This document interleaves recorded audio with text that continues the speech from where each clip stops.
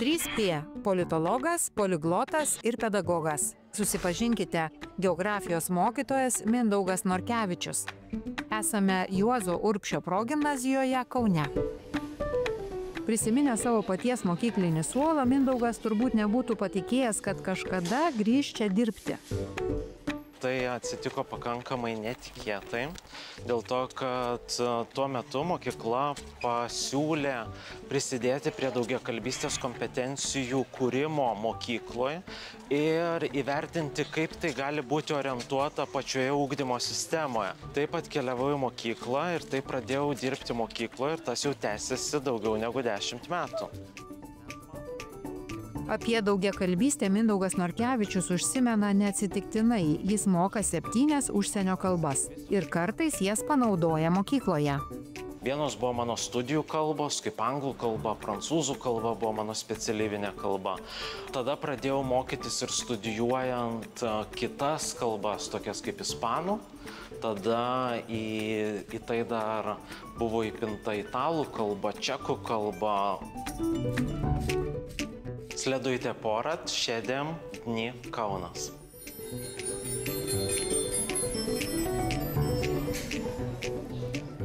Mindaugas geba įkvėpti mokytis net abejingiausius vaikus. Pats savo vaikystėje buvęs geras mokinys, o mėgstamiausios disciplinos nepasikeitė iki šiol. Tai istorija ir geografija. Ten yra labai daug. Ar tai būtų istorija, ar tai būtų geografija, ar tai būtų pilietinis ugdymas. Turbūt tai yra tai, kas labiausiai sužadino būti mane kaip asmenybę. Aišku, visada laikausi pozicijos, kad visi mokomieji dalykai yra labai svarbus, bet jeigu klausiam apie patį mane, tai žinoma, buvo tų, kurie buvo labiau mėgstami, o ir tų, kurie netaip mėgstami. Įdomu, kad šiais neramiais laikais Mindaugas užsiema ir dar vieną veiklą. Viskas prasidėjo nuo karo Ukrainoje. Mokytojai pastebėjo padidėjusį pradinukų nerimą. Kaip vaikams paaiškinti, kas vyksta? Į pagalbą atėjo politologas ir geografijos mokytojas Mindaugas. Pamokęs vaikus, kas turi atsirasti jų kuprinėje išaušus dienai X. Tai drabužiai, gertuvė ir dar 5 tik jiems svarbus maži dalykai. Pasak mokytojo, per tokius susitikimus su vaikais jis pasakoja ir apie klimato kaitos jaunųjų aktyvistų veiklą. Pasak Mindaugo, kiekvienas žmogus, taip pat ir mažas, turi balsą. Supratimas, kas yra klimato kaita. Nes mano nuomonė tai yra svarbus procesas, kuris daro įtaką visoms sritims.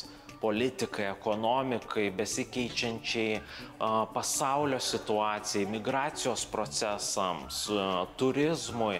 Tai gali veikti visas sritis, tai kuo geriau kiekvienas asmuo supras, kaip tai gali paveikti jo aplinką, galbūt ir mokiniai galės prisidėti, kad šitos tendencijos iš klimato kaitos perspektyvos būtų kuo mažesnės ateityje. Be mokyklos jis dėsto ir Vytauto didžiojo universitete, kur pats studijavo politikos mokslus. Mindaugas sako, kad jam mokyklos aplinka neretai dinamiškesnė, be to būtent mokykloje jis jaučia daugiau prasmės.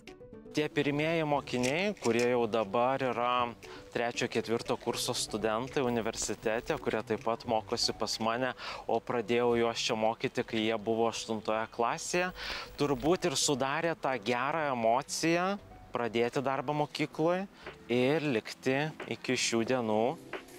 Mokytojas saugo pirmųjų mokinių nuotraukas. Klasės siena, kurioje tilpo 700 nuotraukų iš įvairiausių kelionių ar mokyklos kasdienybės. Pamatę tokį išskirtinį sieninį albumą, mokiniai sunešė ir asmeninių nuotraukų.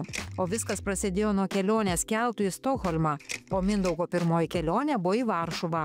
Vėliau šis miestas tapo ir studijų miestu. Paklaustas, ar mokykloje jaučiasi laimingas, metų mokytojų tituluotas pedagogas, nedvejodamas atsako taip. Tai kaip sukurti tą gerą emocinę atmosferą, puikų mikroklimatą, žinoma, yra kiekvieno mokytojo ir mokytojos jau požiūrio klausimas, pamokos tikslų perteikimo klausimas, pasirenkamų metodų, bet tas turi vykti ir tas nuolatinis bendradarbiavimas tarp mokinių, tėvų ir pačios mokyklos, ar tai būtų administracija, ar mokytojai, ar kiti mokyklos darbuotojai, visą tai taip pat gali sukurti tą nuolatinę puikią atmosferą, kaip sukurti viduje tokią sistemą, kad kiekvienas mokinys galėtų pasakyti, kad noriu čia eiti. Paklaustas Paklaustas, ar šioje mokykloje per pamokas draudžiami mobilieji telefonai, Mindaugas patikino, kad jų mokykloje nebe pirmus metus per pamokas telefonais nesinaudojama, o per pertraukas taip pat stengiamas jais naudotis tik prireikus susiskambinti. O koks mokinių santykis su dirbtiniu intelektu? Daug kas yra pasakę šitą dalyką. Jeigu aš nurašysiu mintis, kurias pateikia dirbtinis intelektas, nurašyti mintis visada gali greitai, bet kaip tuo įrankiu tu naudosies, kad informaciją surinktum patikimą. Mokytojo tikslas išmokyti mokinius ieškoti informacijos ir naudotis patikimais šaltiniais. Mokytojas Mindaugas turi 2 svajones – išmokti dar vieną portugalų kalbą, mat šią vasarą lankėsi šioje šalyje. Kita svajonė – aplankyti Australiją. Į Melburną jo giminaičiai migravo per Antrąjį pasaulinį karą. Ir dėl to, kaip atsako, vaikystėje žaisdavo ne su pliušiniais meškiukais, o dovanų gaudavo kengūrą ar koalą.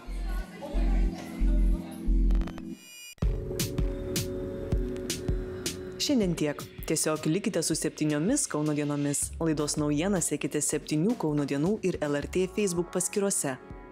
Laidos įrašai LRT mediatekoje.